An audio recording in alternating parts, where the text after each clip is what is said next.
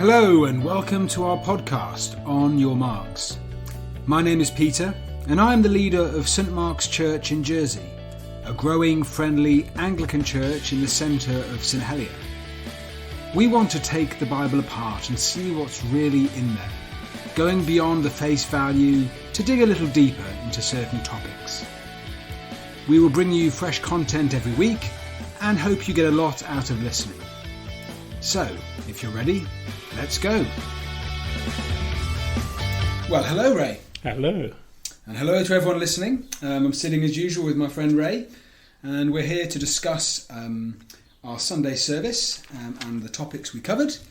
This week, Ray, in church, we started our 4-week series on Galatians. And it was, I must say, actually, in my personal preparation, I've really enjoyed digging into the book and looking into the history and some of the deeper stuff that often we don't do if we're just looking at a singular passage, do we? Oh, that's quite true.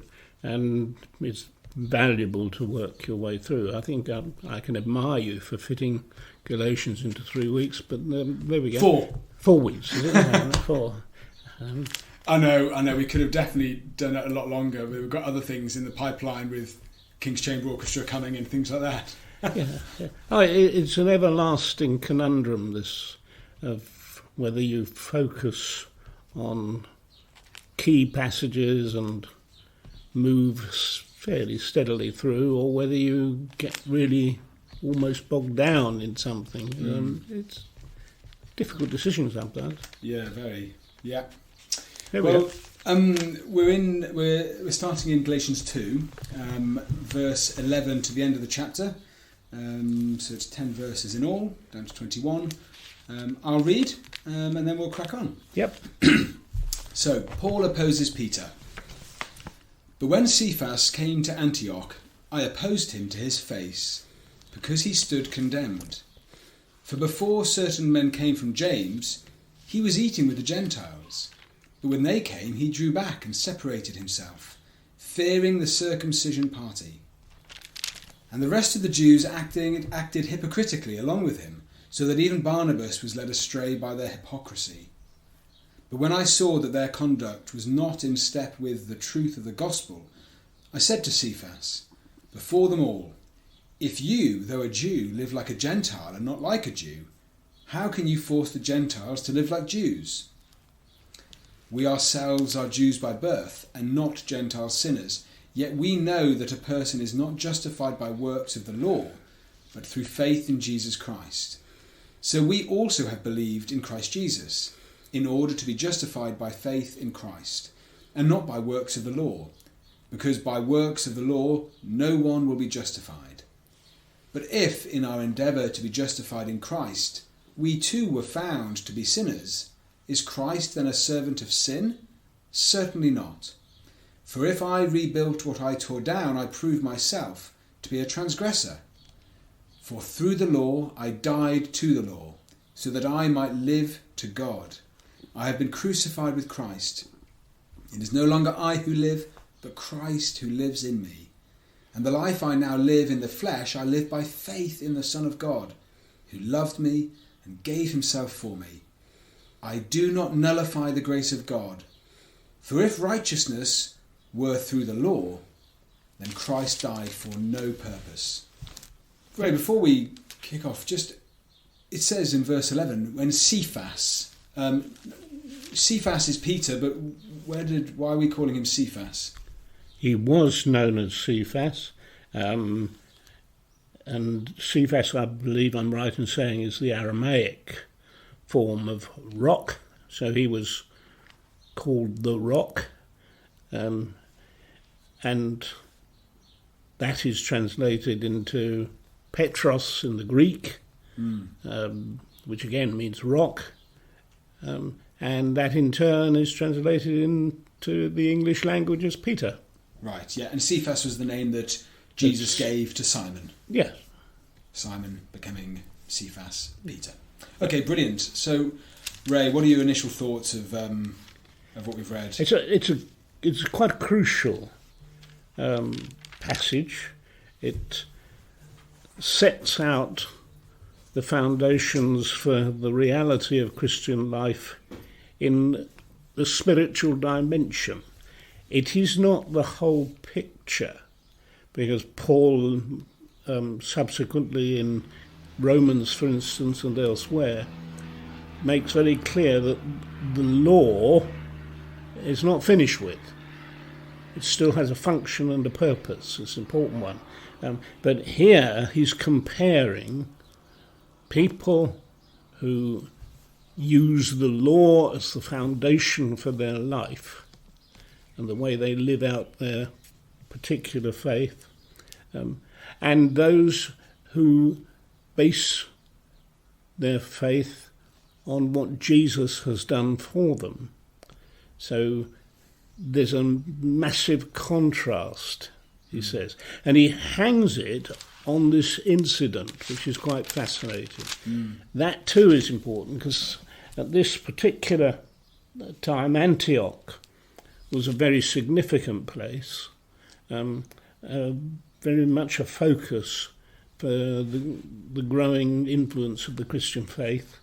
And it was interesting that there Peter came along and got himself tied up in knots.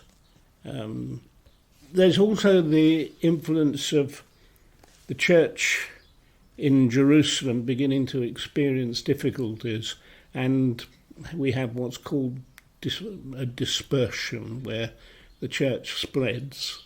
So it, arguably, without me reading up all the history, it is as much to do with that as anything.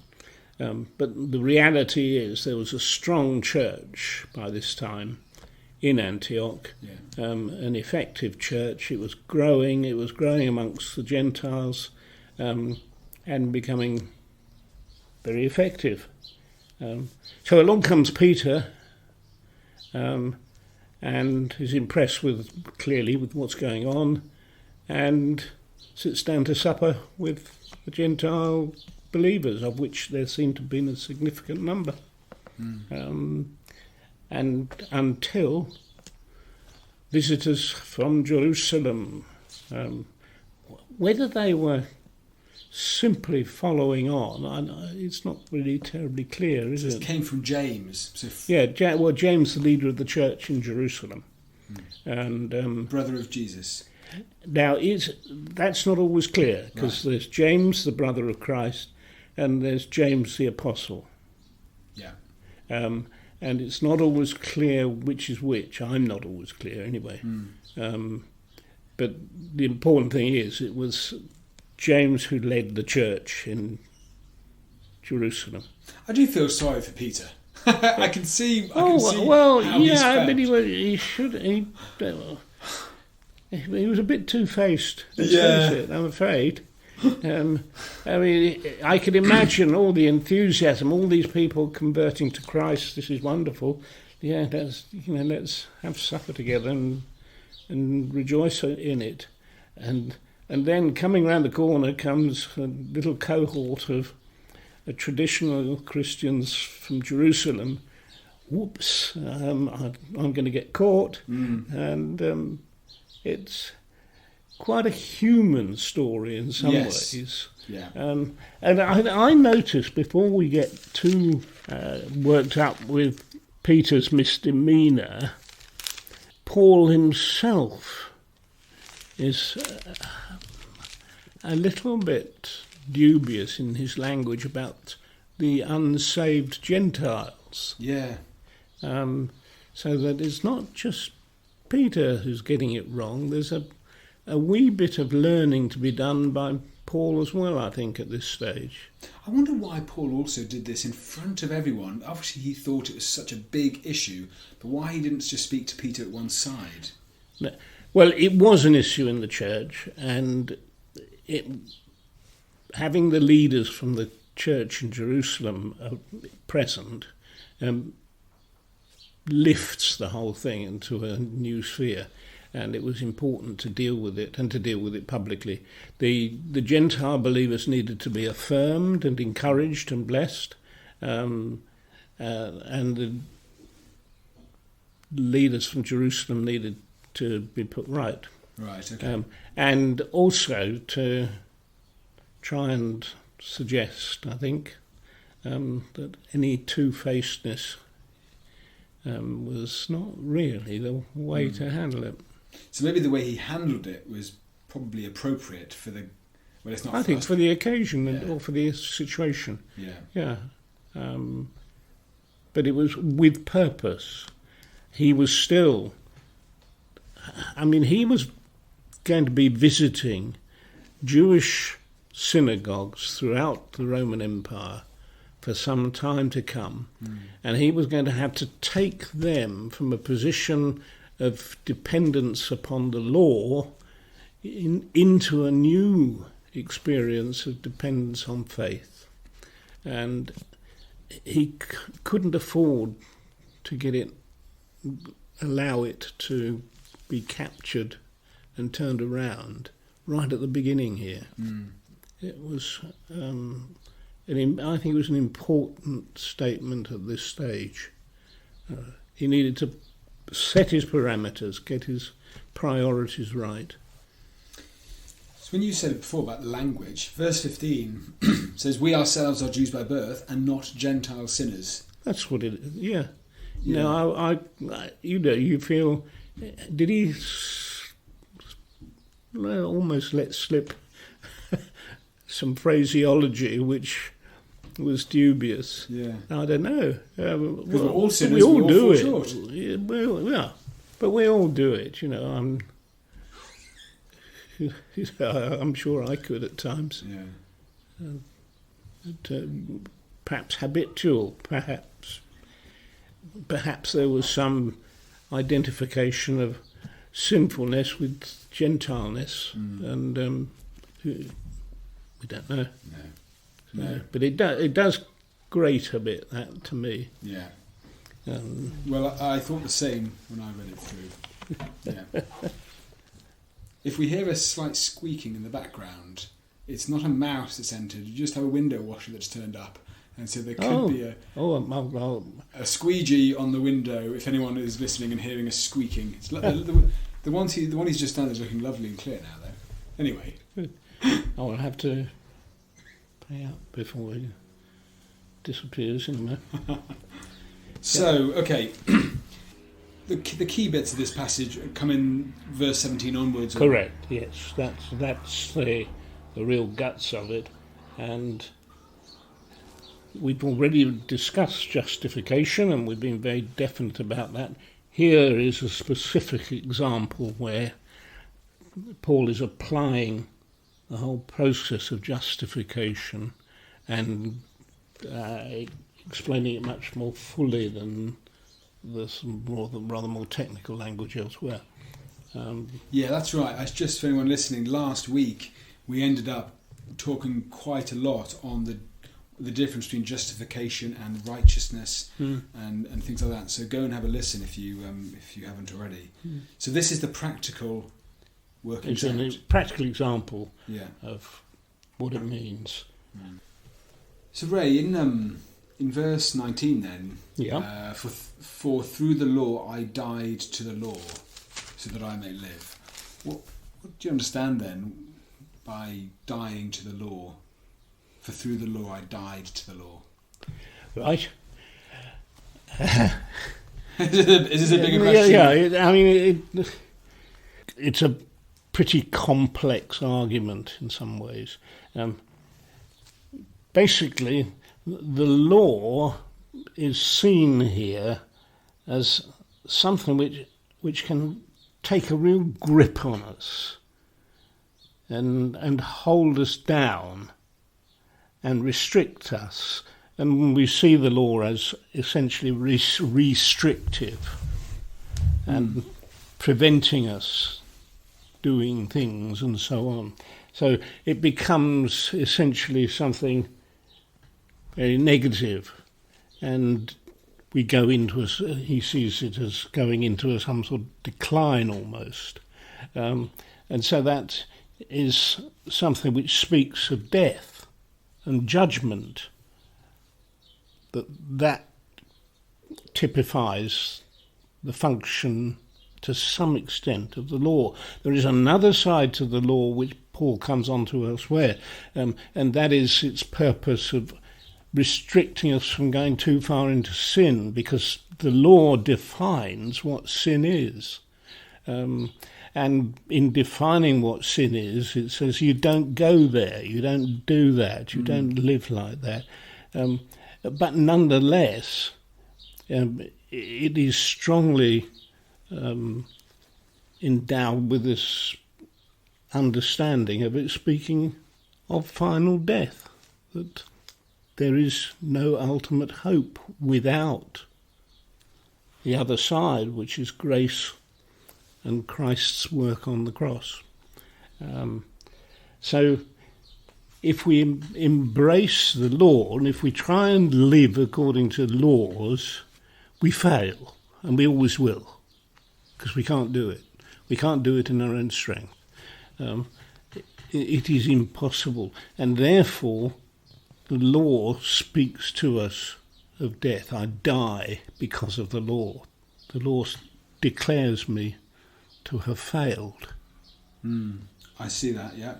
And whereas the grace of God declares that because I am a new creature and I have put on Christ, is the phrase that Paul uses, I am a new creature, I am a child of God, I am indwelt by the Spirit of Christ, and I am Christ's person.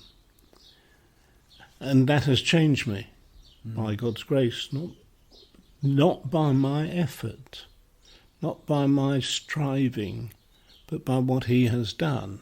So I am given life, I'm given hope, I'm given eternity as a gift of God. And the whole sort of emphasis is so different, and that's what he's trying to express in a very concise way here, that the one speaks of impossibility and death, the other speaks of eternity and hope and life. And we haven't said this for a few weeks, but a text without a context is a pretext. Yeah. And I feel like we've got to remember that the purpose of this letter was he was writing to try and sort out this issue in the church. Correct. About what gives us righteousness, what justifies us. Yeah. And so he's speaking to a lot of people who culturally Jewish, and so in the final verse, he's saying, well, look, why would Christ have died then? Yep. If the law could have brought righteousness. Yep. Yep. Okay, so verse 19, what it is saying is, for through the law I died so that I may live through Christ. Basically. Yeah. Yes, the law has said to me, you're dead. Yeah. But Christ has come and has said to me, you live. And that's the contrast that is so dramatic. So the functioning of the law today... The function of the law is still valid in that it reminds us of the importance of obedience, of understanding what God has stipulated, the way to live, the way to work out our Christian lives in essentially practical ways. Whereas grace is the means by which we do it. So we have the injunction in the law and the ability in grace. That's, I think, the difference. So there is function in the law for me, but there is power in grace. So the fact that I am justified by faith in the living Christ is the thing that makes the real difference. We can argue about the law, but we can't argue about grace. What would you say is your is your takeaway, your Ray's take on this bit then? Yep, I would say that the pivotal verse for me has always been verse 20. I have been crucified with Christ. It is no longer I who live, but Christ who lives in me. When Jesus was crucified on the cross, I was crucified with him because I was in Christ. You have to take out history and think of spiritual reality. The heavenly reality is that I am in Christ and he by his Spirit is in me. And my life has been crucified. I had the old life of disobedience and rebellion against God has been put to death. I therefore need to learn to live as one who has that new life, to deny the demands of my flesh and to honour the desires of Christ. And that, to me, is absolutely foundational. It is no longer I who live, but Christ who lives in me. So given any situation, that has to be the test that I apply first. And the life I now live in the flesh, I live by faith in the Son of God. Correct. And he has to be central, which applies in what I seek to practice and fail, sadly, what I seek to promote and by God's grace do my best, and what we have to live by. You speak often about things of your failure, but I'm sure there are also many successes, Ray, to be celebrated. It's good. It's good. Yeah. Thank you. Thank you so much. See you next week. Look forward to it. We do hope you enjoyed this episode. Don't forget to like and subscribe and share with your friends on social media. And please do get in touch with any suggestions or comments you may have. Thanks for listening and see you next time.